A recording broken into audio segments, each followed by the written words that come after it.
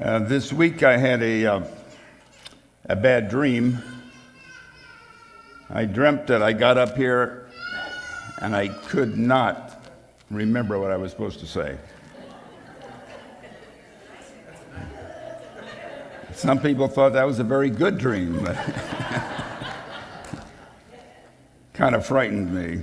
Well, 2 weeks ago, the pastor in his series on Revelation said that the seventh church, the church on Laodicea, would not be preached until 3 weeks because communion was last week, and then there would be a guest speaker, and then he would be back. He needed to be in the Midwest to be with his friend who unfortunately is dying with cancer. So our thoughts and prayers are with him.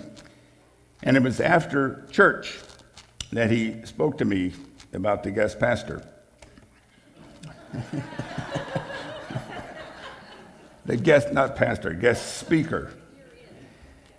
And I had to admit that, I have this idea rattling around in my head that I have never talked on. And as Hal Williams will tell you, there's a lot of room to rattle around in there.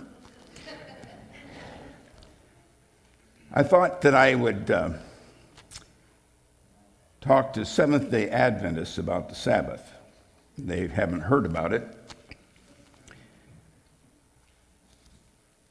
If you announce that you're going to talk about the Sabbath in a Seventh-day Adventist church, that brings on stupor.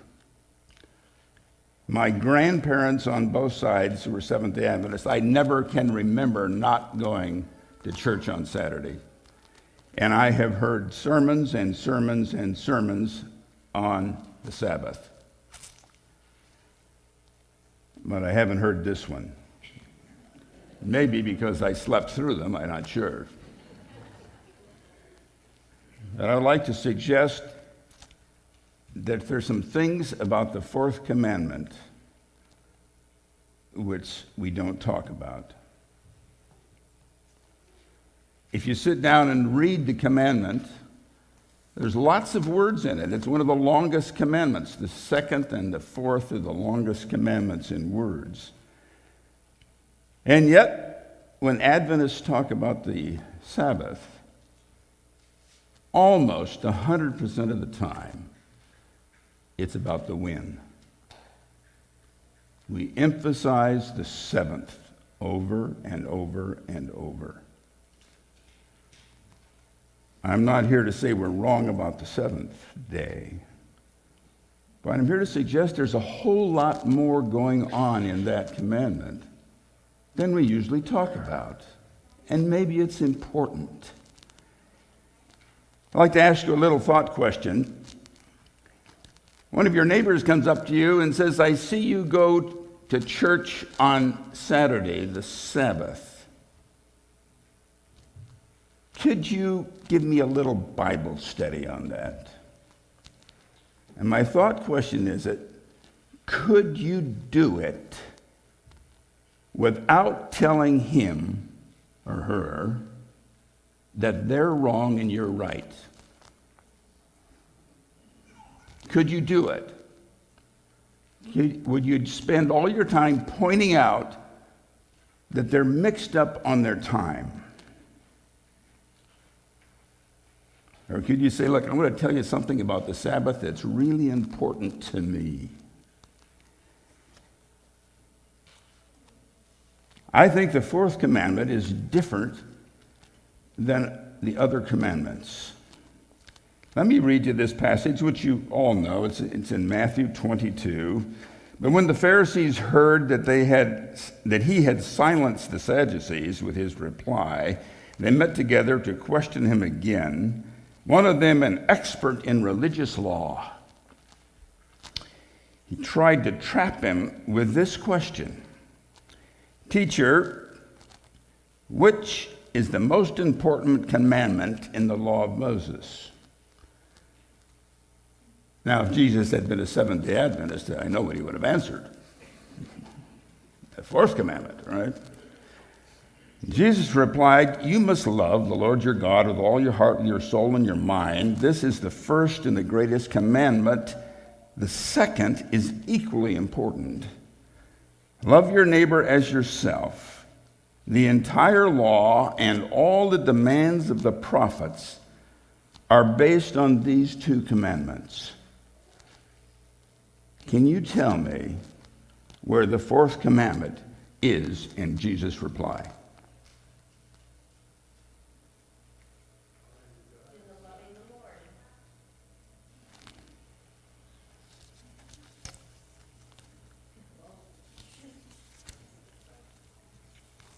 The fourth commandment is an interesting commandment.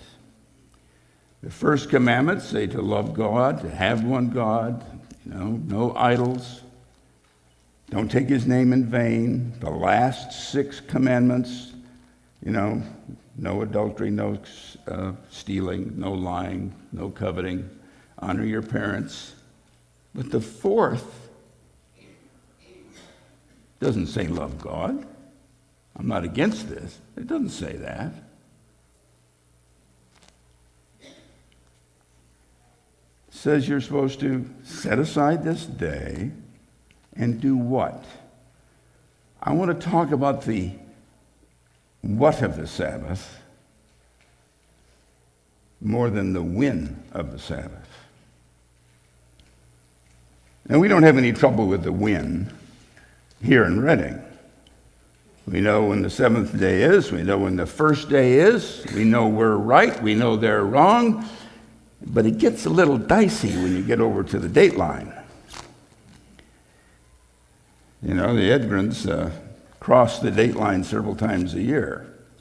They have to shift the day. I don't want to go there. The fourth commandment is an interesting commandment. In the middle of the commandments, and it suggests to us as a rule, I want you to rest. Now, you've heard talks about how important it is to have physical rest, right? And all these studies were done in World War II, and they needed to have all the manufacturing at top productivity, and so they worked people 7 days a week, and productivity fell off, but then they worked them 6 days a week, and productivity went up. There, it proves the importance of rest. Good argument. We can argue a lot about what rest is. People have been arguing about that for a long time. Rest on the Sabbath and all the rules that we have about what's appropriate rest have been going on and on and on. I find it interesting that Jesus was accused of breaking the fourth commandment. He didn't do what they thought he ought to do on the rest day. He seemed to go out of his way to do things on the Sabbath that just irritated them. Things he could have put off till the next day. People that have been sick for many, many years, you could put it off one day, but he went right into the synagogue, right in the church, and made sure that he did it. Oh, did that bug him? I don't want to spend a lot of time talking about the rest and what is appropriate rest. We're never into that argument. I want to talk about the why. The why of the Sabbath. If you go to an evangelistic meeting, we don't have those anymore. Hardly ever. If you go to an evangelistic meeting, and they will come to the 10 Commandments, and they will come to that point in the series of meetings when they come to, quotes, the Sabbath truth, right? And they will preach the 7th day, and the following meeting, about half the crowd will be gone. Except for the Adventists. They came back and said, Amen. But the rest of the crowd said, this really doesn't appeal to me. And when they do it, almost 100% of the time, they will read from Exodus 20. Exodus 20, in the 8th verse, remember to observe the Sabbath day by keeping it holy. To keep something holy is to set it apart for a special purpose. You have 6 days of the week for your ordinary work, but the 7th day is a Sabbath day of rest, dedicated to the Lord your God. On that day, no one in your household may do any work. That includes your sons, your daughters, your male servants, your female servants, your livestock, or any foreigner that among you. For in 6 days the Lord made the heavens, the earth, and everything was in them, but on the 7th day he rested. That is why the Lord blessed the Sabbath day and set it apart. I have the deacons who are going to pass out my... They passed it out. Great. Okay. You just look at that, and that explains my whole sermon, right? Did I hear any amens? If there's no amens, you have to sit through the rest of it, you know. And so he said, there it is. The 4th commandment is the time that you're supposed to rest and remember that you were created. That the world was created and you were created. Think about it. That is a very, very important idea. If you were not created by God, your whole worldview is different. You are here because of some magical Big Bang that created atoms, that eventually formed molecules, that eventually self-organized to more and more complex until you are here and have a mind that can go back and think about the Big Bang. If you believe that there was an intelligent, powerful being that caused you to be created, you have an entirely different view of who you are and what life means. Life came from somebody. Therefore, it can be going someplace. Life that happened by random has no place to go. There is no hope in that idea. It's interesting, it's complex, and you can study it, but it is hopeless and meaningless. So Genesis, God says, stop and think about where you came from. It makes all the difference in your life. Now, what the evangelist will not do, I don't think, is read the commandments in Deuteronomy. Lots of you don't even know that the commandments are given twice in the Bible. One in Exodus 20 and one in Deuteronomy 5. And these commandments are written by the hand of God on stone. The problem is that the 10 commandments in Deuteronomy are not the same as the 10 commandments in Exodus. And the difference, the main difference, is the 4th commandment. So the evangelists don't use Deuteronomy. So let's just read it in Deuteronomy and see the difference. Deuteronomy 5:12, observe the Sabbath day by keeping it holy as the Lord your God has commanded you. You have 6 days each week for your ordinary work, but the 7th day is the Sabbath, a day of rest dedicated to the Lord your God. And it goes through who's going to rest on that day. No one in your household, your sons, your daughters, your servants, your male servants, your donkeys, your animals, your livestock, even foreigners, male and female servants. Remember that you were slaves in Egypt, but the Lord God brought you out of a strong hand and a powerful arm. That is why the Lord your God commanded you to keep to rest on the Sabbath day.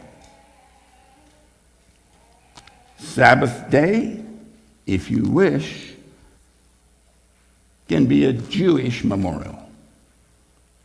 The Jews were miraculously brought out of Egypt and taken to the promised land. That makes us uncomfortable.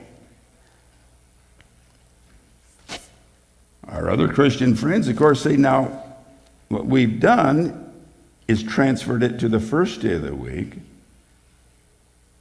because of the importance of Christ's resurrection on the first day of the week. We want to honor that. And I have to admit, if you take the resurrection story out of the Christian story, you have damaged it so badly that you don't have much left. That one morning resurrection is incredibly important. I'll agree with him on that. It doesn't happen to be in the commandments, but it is very important. If you want an excuse to go to church on Sunday instead of Saturday, use Deuteronomy 5, say the Sabbath was a Jewish ceremonial thing, and worship on the first day. But I suggest, and this is the point of my sermon, that if you look at the Deuteronomy reason for keeping the Sabbath and look at it symbolically, there's a very important message there. We don't like it. It doesn't fit with all those evangelistic sermons we've heard. But I like to suggest that symbolically, we are in Egypt. We are hopeless slaves in Egypt. And God is going to come and get us out of the mess we're in. And we are going to go to the promised land.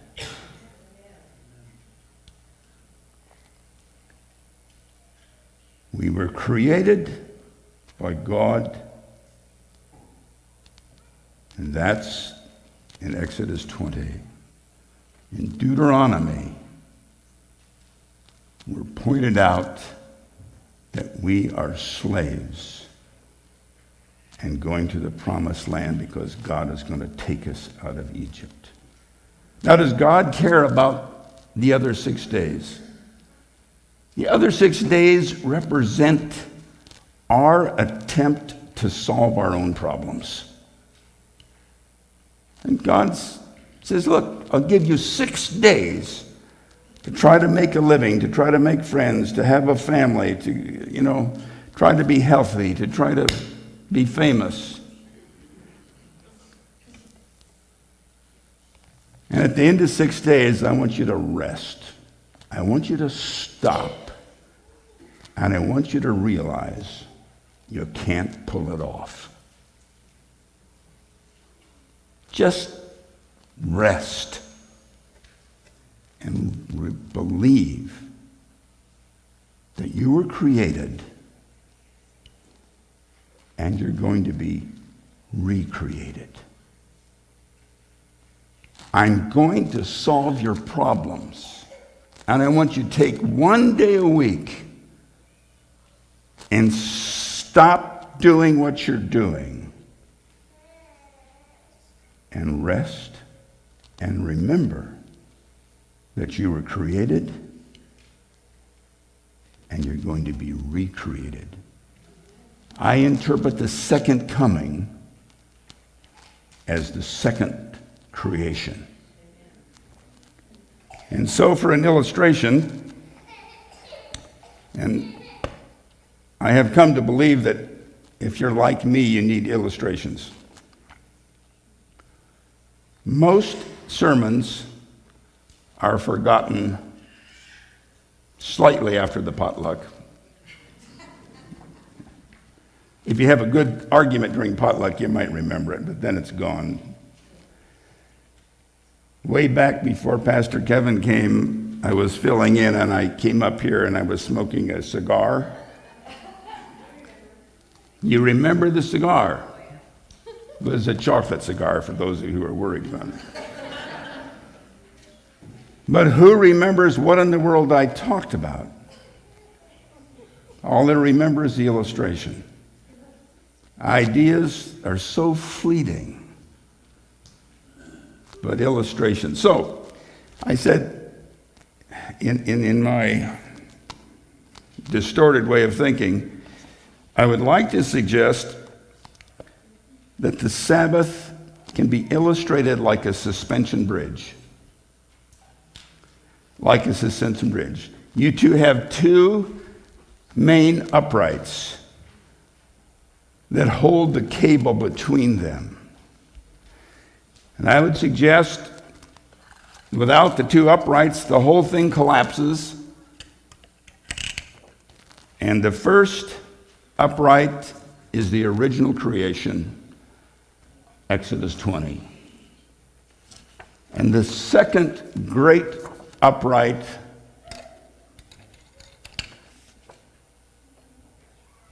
is the second coming, or the recreation, as I like to phrase it. If either upright is not there, the bridge collapses into the chasm. The problem is that we're born on the bridge. We weren't there for the creation. And probably we won't be alive for the second coming, although my grandparents thought they would be, and my parents thought they would be, and so on. We are between the great two uprights supporting the bridge. The problem is we're in the fog. And that's the picture.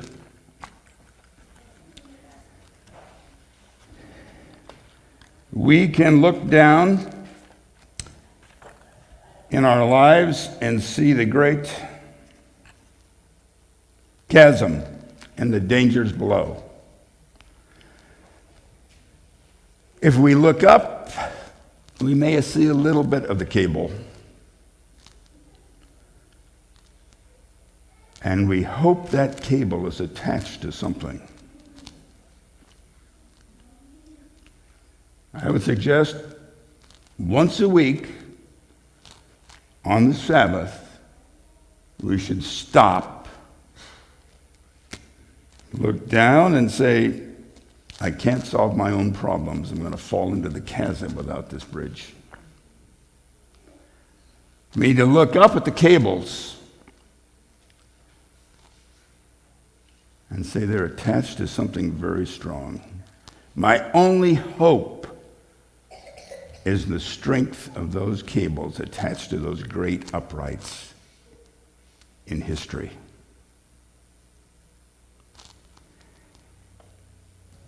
You probably don't remember the scripture that young girl read.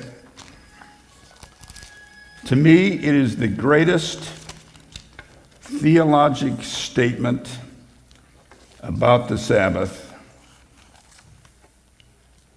And it was made by Christ. It's Mark 2.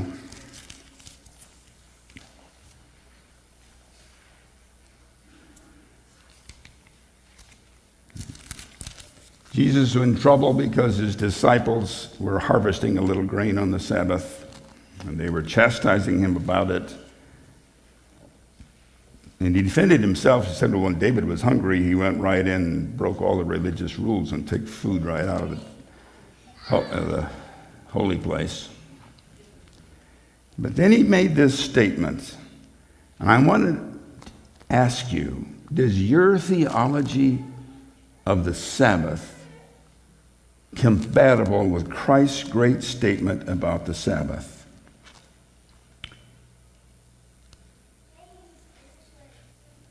Mark 2:27, and Jesus said to them, the Sabbath was made to meet the needs of people. This is the New Living Translation. It is a translation. The Sabbath was made to meet the needs of people, and not people to meet the requirements of the Sabbath. You might throw Christ out of this church. He says the Sabbath is something that I am giving to you. So often we change it, say, no, the Sabbath is a test to see if you're going to keep the rules, then you're safe to save. It is a requirement. It's not what Jesus said. The Sabbath was made for your needs. You were not created to keep the Sabbath. The Sabbath was created for you. There's one phrase that I'd have you remember is, you don't keep the Sabbath. The Sabbath keeps you. It keeps you from giving up hope. It says, stop and remember. You were created. There's somebody at the beginning who wanted you. And there's somebody at the end that's going to recreate you.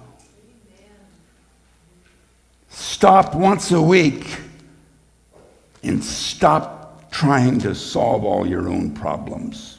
You can't. Stop once a week and look at where the cables are going. The Sabbath was a gift from God to you.